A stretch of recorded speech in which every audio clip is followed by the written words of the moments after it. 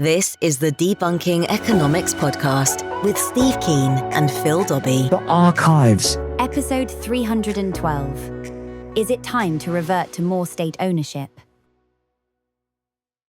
We need now to work double hard to overturn on the inflation rate and the unemployment rate. It's called the Phillips curve. The government is too big, it's too intrusive, it restricts what we can do. How does he look within, giving the grim data of the day? Government budgets don't work like household budgets. This is the Debunking Economics Podcast with Steve Keen and Phil Dobbie. Well, it's a question being asked more and more. How many of the things that we privatise should be brought back under state control? As energy companies record massive profits, yet those on low incomes are struggling to heat their homes. But it's not just energy, it's other utilities like water, transport, maybe even telecommunications. How many of those should be back in public hands? And is there a way to determine what sits best in the public sector and what the government should be managing? That's this week on the Debunking Economics Podcast.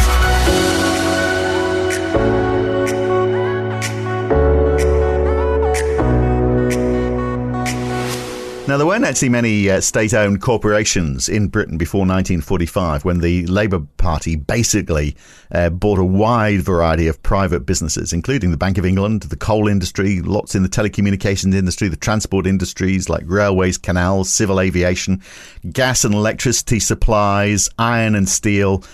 All of that in those post-war years, but it wasn't an easy process. According to government research briefings, the coal industry, which was nationalised in 1947, involved the transfer of ownership of and control of 1,200 pits owned by 800 companies and employing 700,000 people to what became the National Coal Board. In total, all nationalisations carried out in the post-war parliamentary period transferred 2.3 million employees from the private to the public sector. And of course, ever since then, they've been hard at it trying to take it back the other way. The privatisation of many of those was somewhat swifter than the nationalisation, particularly in the 80s. We saw Jaguar, British Telecom, Cable and Wireless, British Aerospace, Brit Oil, British Gas, British Steel, British Petroleum, Rolls-Royce, British Airways, All Water and Electricity, the Royal Mail. It's amazing, actually, the NHS hasn't been sold off, although it has been sort of like partially privatised.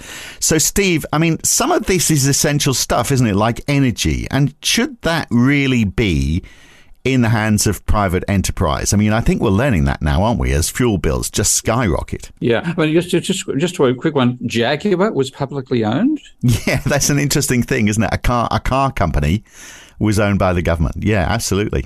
Yeah, that really threw me. I mean, I must admit, I would never have thought the Jaguar was a private company, a public company. Yeah. I mean, I know people used to say that when you buy a Jaguar, you should buy two, one to drive and the other for spare parts.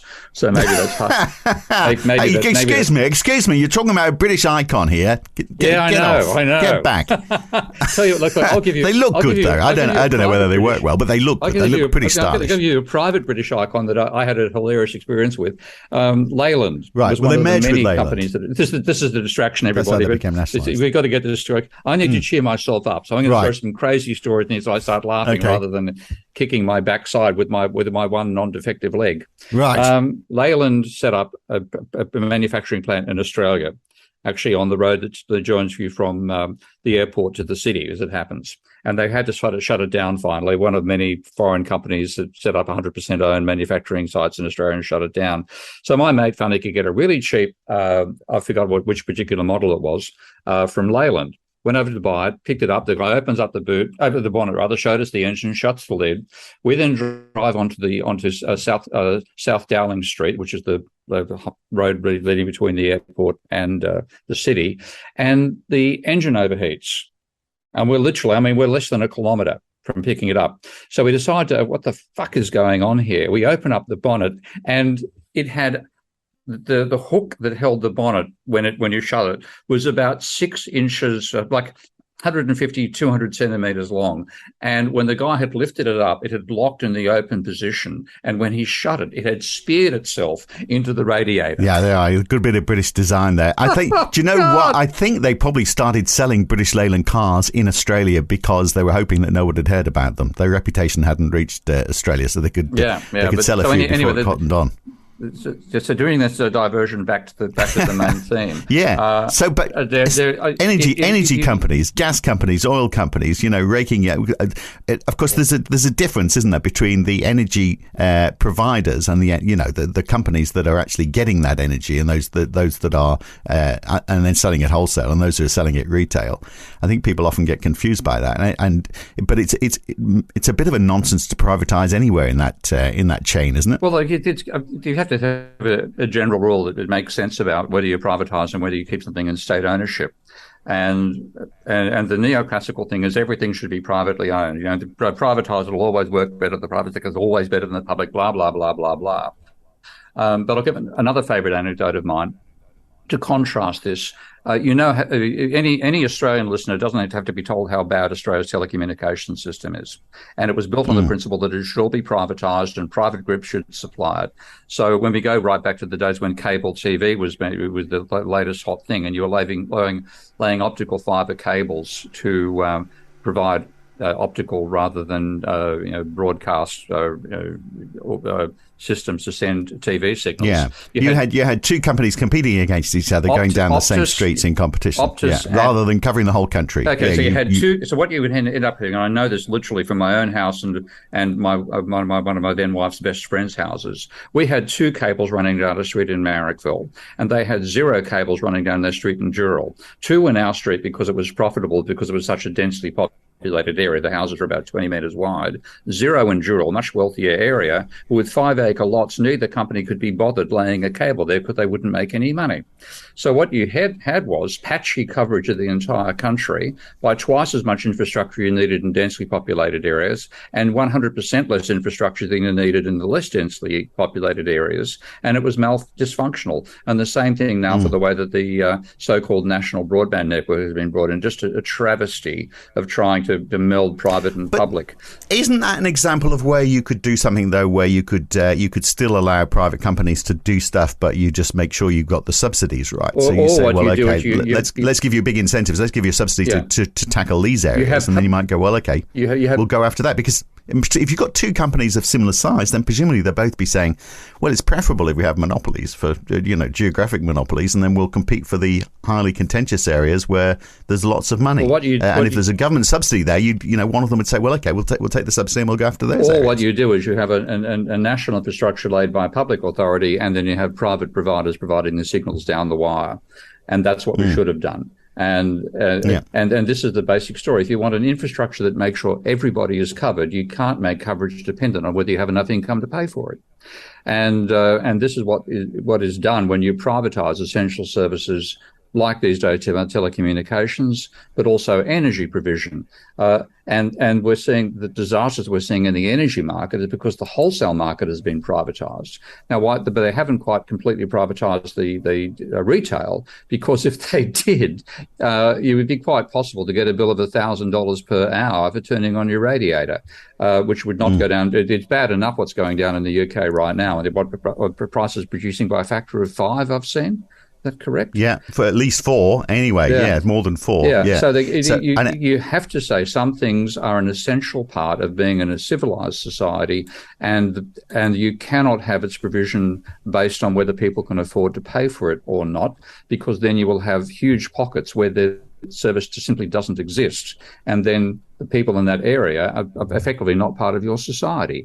Now, Maggie Thatcher used to say there's no such thing as society, and if she had her around for long enough, she'd be right. She would have destroyed us back to the Stone Age in terms of the capacity to maintain a society over an entire nation. So there is something you have to look at and say, okay,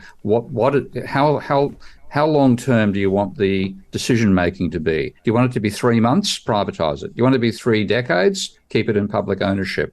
And again, the classic example there happens to be sewerage. And Adelaide listeners are probably not enough left alive from the days when this actually happened. But as South Australia, the state of South Australia in Australia, made the decision to privatise provision of management of its sewerage system. And so I think a French company purchased the sewerage system from the state of South Australia. And then about a year after they did that, there was what was known as the Big Pong, because the ponds in which the fecal material was broken down, were in prevailing winds, they were downwind of the Adelaide was downwind of where the ponds were, and the company failed to do the maintenance of the bacteria that necessary to break it down, because that would have hit the bottom line. And so eventually all the bacteria died down, and you had anaerobic bacteria taking over the breakdown process, which meant Adelaide stunk for about 1 or 2 years. But wouldn't you have fines in place? Wouldn't you have regulation? I mean, isn't that another example of where private sector could do stuff, but if you've got the regulations What you're right. saying is, wouldn't the public sector, dominated by neoclassical economists, think everything should be privatised, sign contracts with the private sector where they realise the private sector can be a bunch of turds who don't do what you want them to do unless you fine them? No, the idiots the neoclassical end up running government by half of them who believe this shit, pardon the pun, end up also believing the private sector is only populated by angels. There's no such thing as Donald Trump or other personality of that nature, and so you can rely upon them to do the right thing. You don't need to write it into a contract. And so most of these public-private contracts are full of holes. The private sector goes off and has champagne parties to celebrate how they pulled another one over the public people who believe this stuff in the first place, because you have that's certainly the case with the energy companies right now, isn't it? Yeah. Because some of those are making massive profits. But just on good, and we'll have a look at that in a second. But just going back to what was your timescale? If the timescale is 3 months, then you can privatise it. If it's 3 years, then you need to nationalise it. But there are things that are. Surely that is fine for things where you've got a monopoly provider. But stuff like housing, for example, you might be working on a housing complex that might take 3 years to build. Large infrastructure projects. You're not saying the state builds all of those as well, are you? What I'm saying is that there are. It's actually probably the most beautiful summary of this was actually made by Hugh Stretton, who's the Australian. Actually a town and country planner who got involved in economics and ended up, again, back to South Australia, the source of this example. Hugh had a bunch of very bolshy staff, and they were having drinks one night, and one of them said, all housing should be private, should be publicly constructed. There should be no private housing. And Hugh just simply very calmly said, no, they need us to keep them honest, and we need them to keep us efficient. And I think that's a wonderful yin-yang dialectic argument about. So you need a mix of both. You need a mix of both in most situations, but there are some areas where the economies of scale are so enormous that it is simply silly to have more than one provider. And the classic instance of that again is telecommunications. When you lay cable, you simply want to have it done once, not twice up some streets and zero up. Although I hear what you're saying, and I had that school of thought as well. And we won't dwell on this because I feel like we've talked about it before. But in the UK, there is infrastructure competition, and there are, for example, Virgin Media rolls out and they roll out their cable. There's other cable companies rolling out now as well. They've got access to the ducts. They're given access to the same ducts that are being provided. So actually, that's the real cost. You're just shooting a wire down. It's not a great deal. So you can have infrastructure competition like that. You can in intense areas. Like, for example, one thing which happened where there was when there was cable provision in Sydney. There were also private providers saying, well, there are some organisations that need extremely high-speed access, higher than the standard cable going down. And so there were private provision down as well as public in some instances. And that's okay, so long as, what you then look at, is the pricing of that going to mean, because you've cherry-picked the most profitable ones for the private sector, do you undermine the maintenance of the public sector and so on? But fundamentally, there are some things you cannot afford to have them break down. You don't really care, or you do care to some extent how much you pay for electricity, but you don't want electricity failing every 2 hours or breaking down for 1 hour a day. And that therefore means that while it's broken down, all your steel mills fail because you can't maintain the arc furnaces and the temperature of the steel, solidifies inside the furnace, et cetera, et cetera. So there are some things where you want 100% reliability. Well, and energy and those things are the classic that should be publicly owned. Right. Okay. But what element within the chain? So let's look at energy, because that 4 or 5 times increase, by the way, is the price cap, which applies to domestic homes. It could actually be a worse situation for businesses which are not subject to that cap. But retail companies are also going broke because it's the wholesale rates. Now, it is crazy, first of all. Well, maybe it's less crazy to have competition in the retail sector, but by and large, they are just marketing organizations, aren't they? They're taking the wholesale rate, figuring out how they can make the pricing plan as confusing as possible so they look like they're a better deal than the next one. And they're low margin businesses, which are basically telecentres that are, you know, buying and reselling energy. The issue is the companies that are actually getting the gas, the suppliers for the gas, and the oil companies. It's hard to nationalise those. I mean, we had British Gas, but that was in a day when we had a lot of gas in the North Sea. I think it's become uneconomic to tap a lot of those resources. And obviously, energy is provided on a global scale. You can't, how do you nationalise something when you're actually buying it from around the world, or does it just become a nationalised purchasing entity that just tries to get the best deal? Well, it's partly a question of what is the most effective way to control the allocation of resources. And of course, neoclassical say it's the price system, and what they do is they have a mythical view of how prices actually operate in the first bloody place. So they imagine they've got rising marginal cost, and that's absolutely false. For the vast majority of companies, particularly things like energy, there's a declining cost. If the input costs are a constant, which we'll come to, then as you increase the scale, you increase the efficiency of the system producing the power. You don't decrease it, and your marginal cost falls. There's all the empirical surveys, including Alan Blinder's much neglected study back in 1999. Marginal cost falls. Now, that's not in the economics textbooks, therefore it's not in the economic policy, and they presume rising marginal cost. Which is bizarre because it falls into particularly, you're right, in these infrastructure intensive industries, it falls into the land of the bleeding obvious, doesn't it? Because so much of it is infrastructure, which is a fixed cost. So if you've got that huge fixed cost and you're just shoving more stuff down the pipes, then obviously the amount per whatever you want to call it, megatherm or whatever you're measuring it as, is going to be less, isn't it? Yeah. Well, the declining huge fixed cost, declining average fixed cost for simple mathematical reasons, but also the variable costs. Because thank God, factories are designed by engineers rather than by economists, they get more efficient as you approach the full scale of operation. So all these policies about how to control it using a price system presume an empirical situation that doesn't exist. And the worst of it comes up in power generation. And I had some exposure to the Australian wholesale market. I got some internal information there about the market itself. So what they did was they used the price system to control the wholesale market, and the vision was they'd also use the price system for the retail market, and then consumers would need to decide when they turned the radiator on or off, et cetera, based on price signals. But the vision never got there because the wholesale market itself was incredibly volatile. So I'm just going from memory, and I'm probably going to get some of the prices wrong, but you might have had like an average price of, bear with me if the numbers are wrong, I'm just using this as an illustration. As an example, say $30 a megawatt, for example. But then when there was a low availability, the price would spike and you might reach $1,000 per megawatt. So when you look at the overall pattern of price dynamics in the wholesale market over a year, it turned out that if your plant wasn't operating for 3 days of the year, you would lose money.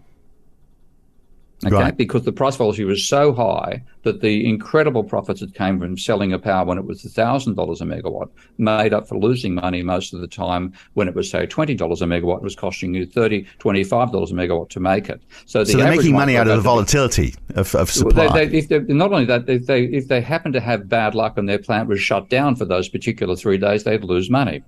So it's such a disaster that you sort of had to hide the wholesale market from the retail market rather than transferring the well-functioning system at the wholesale market and putting up to the retail level. They never actually made the transition to putting into the retail. So for the retail, you had controlled prices. For the wholesale, this incredible volatility. And because that's happening, you don't get the investment you need at the wholesale level to maintain the system over time. Or you had people doing even worse. In Australia, again, one of these crazy elements where the private sector screwed the public sector. The public sector agreed to have cost plus pricing for part of the infrastructure power provision in New South Wales, which meant that you could gold plate, as they said, your system and get the money back from gold plating it in terms of the investments you went in. So it is just getting ideology, which people think is logic, economic theory, getting that ideology to control your decision to what you privatise and what you don't, and how you control the allocation of the resources at various levels of the pricing system is a total nightmare. And we're now seeing the outcome of it in these crazy prices for power all around the world. Well, yeah. So the one classic example of the way private companies perform versus public utilities. Obviously, the end game is different, isn't it? They want to make as much profit as possible, and the greatest example of that in the UK is how little gas storage there is. So the UK holds enough gas for 4 or 5 days of demand. Germany has 16 times more gas storage than the UK. We had what was called the Rough Storage Facility, which was in the North Sea. Which is, basically, I think it's a depleted depleted reservoir, and they fill it full of gas from elsewhere, and that's where your reserves go. And we had 3.3 billion cubic meters of gas in the Rough Storage Facility, which could meet 10% of the peak demand in the UK. So they would dip into it when demand really hit a high. But guess what? It was owned by Centrica Energy rather than the British Gas Corporation, who previously had owned it. And Centrica obviously didn't want to spend the money on it, because why would they? Because when demand is high and supplies are low, they just charge more. Why would they spend money to hold gas to try and level off the price? Yeah, exactly. And you do need to do that. You do need to stabilise the price of an essential input like energy, the essential input. So there's all areas where there's ideology that the market sector, private markets always does better. Where what they're looking at is a two-dimensional drawing of supply and demand curves on a textbook, and everything works out better in that system. Let's apply it to the real world. The real world is not only far more complex than the supply and demand diagram, it contradicts the supply and demand diagram. So using that as your guide to decide whether you privatise something or make it public ownership is just nonsense. And instead, we have to look at things like do you need long-term maintenance of the system to make it work? Tick, then it should be publicly owned. Do you need a long-term investment horizon? Tick, it should be publicly owned. Where you're going to put the ticks against private ownership come down to the role of innovation and diversity. And then that's why, I think having a publicly owned car company doesn't make much sense. Having a privately owned one sounds rather more sensible to me. And equally, my favourite example there is university food. Back in the days when you had a monopoly, the student union, whatever else, but the only supplier of food, it was bland and boring. When you said, let's let in the local suppliers to come in and set up their own little stalls, it became interesting and exciting. Yeah. So there are things like that where it makes obvious sense to have private provision because of innovation and diversity. But at the level of things like energy, not so much the mining of coal. I mean, that sort of thing has me worried as for straight public ownership. But you want to have why? Partly because you then, if you then want to phase out coal, or you realise you want to reduce it. I mean, I'm torn on that one, because obviously if you had public ownership and you then have the public system deciding we have to get away from producing too much carbon dioxide, then yes, it's easier to shut it down than when it's privately owned, and you'll have the Koch brothers, well-named Koch brothers, fighting tooth and nail to hang on to their coal mines. Yeah. So it is a difficult call, but certainly your general principle has to be whether you want this to be available to everyone in your society. And therefore you don't want to have it supply determined by whether people can actually afford to pay for it or not at a private market system, and whether you want a long-term investment horizon and maintenance to be guiding you rather than short-term profitability. But how do you manage it in a situation like the UK, though, where there's not a lot of energy produced? Well, actually, I'm telling a lie, because about 30%, I think, of the energy which is consumed in the UK now actually comes from wind power. So, I mean, there's been a massive investment in that.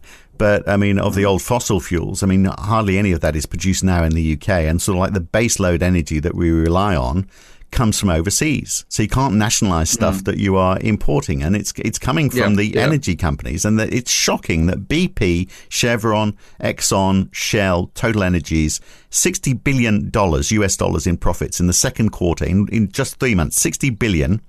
and they spent 20 billion in share buybacks. So here we all are struggling to heat our homes. And here are these big oil companies that are just buying back shares so that they push up the share price, so that their shareholders, including the executives, a bit of vesting. Yeah. I mean, that is and they are upping their buyback targets as well, tripling them in some cases because of the extraordinary profits they've had since the war started. There's something fundamentally wrong with that, but it's on an international scale. There's not a lot individual countries can do about that, is there? No, and like if you look back, we want to, fundamentally we want to shut down fossil fuels. That is absolutely vital for the future of humanity. And the future, not of humanity, but the future of other species on the planet as well. So, but that then when you try to do that, you're going to fight the resistance of these groups. And of course, along with economists, the main people fighting any sensible action on fossil fuel usage and carbon dioxide generation have been those fossil fuel companies. So, you have a real dilemma. But again, for some things which are absolutely essential, energy, water, sewerage, education, those are all areas where you'd want to have public provision of them dominating rather than private. Right, but in the case, you're happy to see them sitting alongside each other. So if so that other companies can compete with the government if they wanted to. Potentially, yeah, you've got to. That's where the Hugh Stratton's idea that they need us to keep them honest, we need them to keep us efficient. The duality there makes eminent sense, but you need people who are aware of that rather than caught up in some bloody ideology. And that bloody ideology can be the neoclassical at one extreme, where you believe everything's done by the private sector. If people in the public sector believe that, then you're in trouble. But equally, if you get the other extreme, where the owning the commanding heights of the economy, the old-fashioned semi-Marxist view of what should be done, which dominated how England made public so many things back after the Second World War. That's also flawed, and it's the lack of awareness of the strengths of the public versus the private side. The public is going to give you the long-term investment, the reliability, and the guarantee it gets supplied to everybody. The private will give you the innovation, the dynamism, and the change. And those are the best aspects of both of those systems. You want to combine those two in how you divide up what is publicly provided and what is provided by private enterprise. So in the sphere of energy, I mean, is there a case for sort of like a modern day equivalent of what was the British Gas Corporation, but it deals with all energy? So it's there saying, well, okay, we are going to commission the building of wind farms and other alternate energy. We recognise that we've got to buy in and supply gas and oil, but we will be responsible for purchasing that for the UK. And other countries could be doing the same, obviously, so that they then can say, well, okay, we know the price of that. We can see the price of that is going up. We're going to subsidize it. We need to build storage facilities, so we're going to invest in that. But our long-term game, obviously, is to try and get the price of alternate energies down. And all of that is coordinated by the government. That sort of thing is feasible. At the same time, you want the private innovation to come up with new technologies that will give them they get a profit reward for bringing up those innovations. At the same time, so you'd have there are always going to be conflict. There'll be no perfect situation, but fundamentally, I think the actual infrastructure should be publicly provided, and then the innovation, both public and private, trying to develop the new technologies that, like for example, move us away from needing cadmium or other rare earth elements as inputs into producing solar cells. You need a motivation even in that area, which is public, because it's private profitable to have kids mining cadmium, and you get I've forgotten the actual country that's dominant in Africa for those mines, but privately, why not make the money out of them? Publicly, we don't want these substances in the air to begin with. So you want to go towards iron-based technology, for example, rather than lithium-based technology for batteries.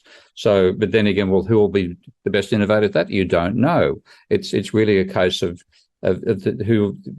individual researchers will solve that problem, and sometimes they'll be best motivated by profit. Others, they'll be best motivated by having a sense of public duty, and you want both public and private trying to do that innovation. Right, but if you have a body that's sort of coordinating all of that, and it's a government body or a quasi-government body, the problem is, of course, it becomes politicised, doesn't it? So you mentioned the NBN in Australia, which has been a complete balls up for political reasons, to the point where they have wholesale differential pricing for access depending on the speed. So you've got and that is simply because they want to try and claw back as much money as possible. This is at the wholesale level. So even though you've got a fiber optic cable going into your house and you can run at top speed, it is at the wholesale level. There's an infrastructure in there to slow it down so they can charge you more if you want to get it faster, even though the infrastructure is being paid for. So there's all sorts of the crazy stuff like that. So the government focus obviously is, well, let's claw back as much money as possible. It might change now because there's been a change of government, of course. But I'm only mentioning that as an example where, the objective of the government might be in that case, which is, how do we get some of our money back rather than how do we provide the fastest speeds possible so that we can to get the money more back productive nation. But get the money back orientation comes down to people who don't understand how money is actually created, and the government doesn't need to finance that stuff. It can create the money for it. So again, ideology. But even in the private sector, you can find examples like that. Anybody who's old enough would remember the days when IBM mainframes had what they call the magic screwdriver. And that is the IBM mainframe run at a particular clock speed, and you'd be charged a huge amount of money to increase the clock speed. And what actually happened was a technician went in there and literally used a screwdriver to turn up a component inside it to increase the clock speed. I knew people who used to do that for a living. And I've seen recent examples. I've tried to remember where I saw it recently, but some similar thing where the private sector. That's right. A wonderful series of tweets about what private companies do with inkjet printers. All sorts of tricks to make sure that you use their ink supplies rather than cheaper ones you can get from other groups. So there's an incredible amount of nefarious behaviour in the private sector, which is left out of how. Private sector ideologues talk about how the private sector will be better than the public sector. Yeah. HP have got me. We're on a subscription for that. We've got a very cheap. Do you subscribe to get printer cartridges? Yeah, we do. Anyway, gets written off against Dana's business, so that's all good. But we got a very cheap printer, and then you end up paying for it over the years because you're paying the subscription fee. But I don't mind that too much. I don't mind that whole pay less and pay a subscription. But anyway, that's getting us off the topic a little bit. There's an IMF study in 2019 that looked at state versus private sector companies, and particularly they were looking in Germany, but across Europe. I mean, they were looking at the East-West divide and whether the old Eastern European companies that were being privatised started to perform better. And they say state-owned enterprises systematically, they say, underperform relative to private sector counterparts in nearly all countries. They say they tend to hoard labour, pay more generously, generate less revenue per employee than their private sector peers. Now, I mean, aside from those areas that we've talked about where there's a monopoly or long-term investment that's needed that the short-term focus of private companies are not going to adhere to, you can see some of that, can't you? That the privates, the people in the government sector, we know. If you want to pitch for work, pitch to the government, because the person you're pitching to probably doesn't know the cost of things, and you can charge an arm and a leg. I mean, you see it happening all the time. Yeah, there's no perfect solution to this, and I've seen public organisations, end up with that sclerotic behaviour, which you're describing there. But it comes down, well, what actually matters more, efficiency or reliability? And because neoclassical economics reduces everything to efficiency without realizing, without understanding, that means that the real systems you generate can be very, very brittle and not be robust to change. This is where the Celeb's idea of anti-fragility comes in. There are some things you want to be anti-fragile, and the classic elements there are things like health services. I've got a personal instance of that coming up shortly, and I would prefer to see more of the public sector provision of that than private. But it is an area of, it's never going to be an easy solution. There'll never be one little guiding line that gets you there. But fundamentally, if you want something to be robust and not subject to short-term degradation or short-term lack of supply, electricity supply being an obvious example there, then you want to have the infrastructure maintained by the state, and you want to have the payment through the state's capacity to create money rather than through individuals' capacity to pay for elements of it. In other things where you want that vitality of the private sector and innovation, then you will want it to be privately provided. So banks just touching on this briefly because we are running short of time, but is that a short-term or a long-term? Is there a case for a Banks are a bit of both. I mean, the trouble is the incentive for banks these days are, please fund a Ponzi scheme. That's the best way to make money. And the best Ponzi scheme is housing. And you've got both the government and the banks caught up in that particular one. That is a real can of worms.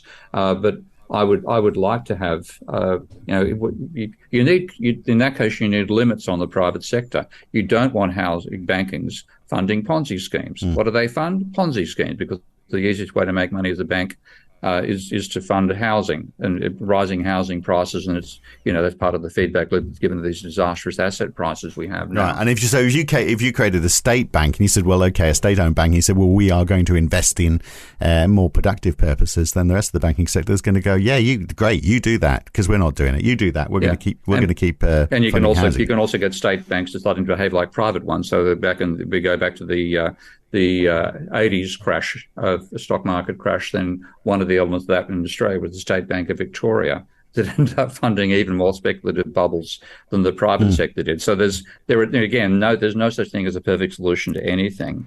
But certainly in the banking sector, I would like to see a publicly owned bank, and I would like to see it run under public concepts, but at the same time, it can be less profitable because the short-term profit comes out of funding a Ponzi scheme. Yeah. So very, very hard to get any of these to work perfectly. So there's the danger, though, isn't there? A lot of this, the more you do it, then people are going to go, hang on, you're taking us back to Soviet Russia. It's all centralized planning, and then and there is the danger that can wholesale if the wrong person is in charge. And I think it all gets down to in the public sector, the weakness in management and governance is the big problem that stops this working well. But you look at what's happened in China. There's at least 65 million empty homes in China, which is enough for everybody in Britain could live alone in an empty house in China, which is just astronomical. I mean, how does that happen? That is an example, isn't it, of how the government controlling everything can get things so wrong. No, it's not.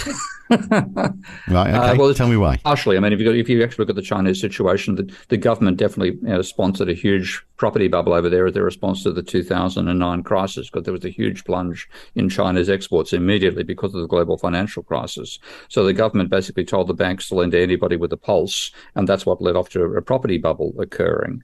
But it was also the private groups taking advantage of that. And it's also with the local councils. The local councils would fund themselves by selling land on the periphery of their urban areas, but that's public sector. Yeah, so public-private combined together, and you end up with the nightmare out of the two. That's another can of worms we should get into another day, Phil. Yeah, it is. Okay. I know, and another example I've got just on a very local scale, we've got a whole new development being built in our town.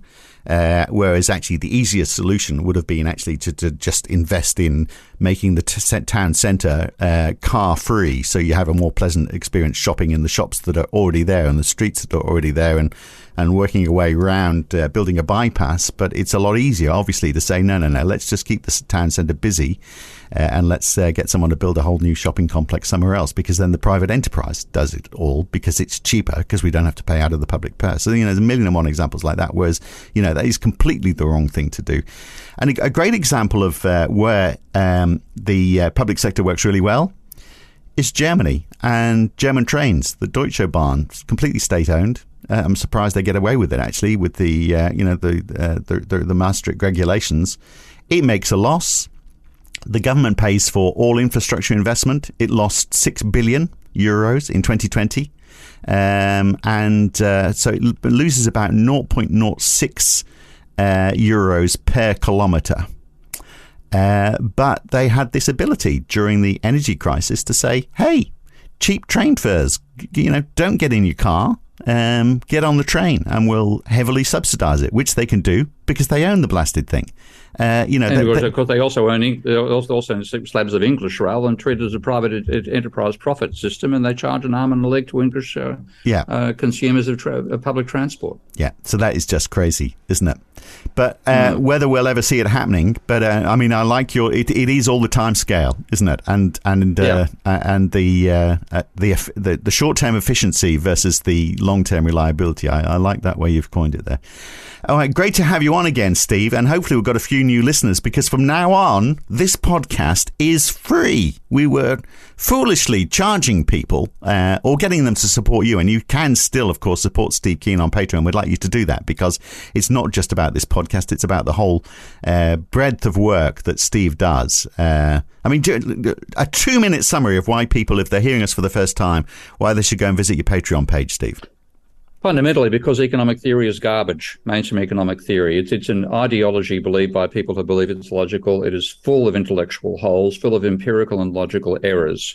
And we're using it as our guiding light for how we run our economy. And the result of that is not just the financial instability we've seen and now the energy volatility we've seen, but potentially economists have actually helped the fossil fuel companies make the case that we should continue pumping carbon into the atmosphere, and that may end up bringing out the destruction of capitalism by people who think they're defending it. That's one of many instances. They don't understand money. They leave money out of their economic model. So if you wonder why economists don't see financial crises coming, it's because banks and debt and money does not play a role in any mainstream economic model. And I'm trying to develop the alternatives for that. And I'm also designing software to do it, I have an open source software package called Minsky, which I'm designing to enable us to do dynamic, non-equilibrium monetary modeling of the economy. So all those things are vital, because coming back to this public and private thing, mainstream economists dominate the economics departments around the world, and therefore they hold onto their paradigm, even though there's incredible flaws in it. So it's only mavericks like myself working outside the system who give us a chance to have a new, realistic paradigm at capitalism, and a paradigm that reflects the fact that the economy is part of the ecology and not vice versa. Right. And I'm long-winded, aren't I? No, that's all right. I think I was probably about 2 minutes. That's all right. And, we'll be challenging that paradigm, of course, each week on the podcast as well. If that's not enough for you, by the way, just supporting Steve with all that work, you also get this podcast a few days early if you support him on Patreon as well, before we make it available to everybody else. Look, we're looking at China and the US next time. Well, actually, not just China and the US, the whole BRICS thing, Brazil, Russia, India and China. And what happens if that forms a really strong alliance and we see less trade with the West? How does that play out? Who's the ultimate winner? We'll look at all of that next week. Good to talk, Steve. Good, mate. The Debunking Economics Podcast. If you've enjoyed this podcast, then please share it with your friends, like it on YouTube, and subscribe to this channel.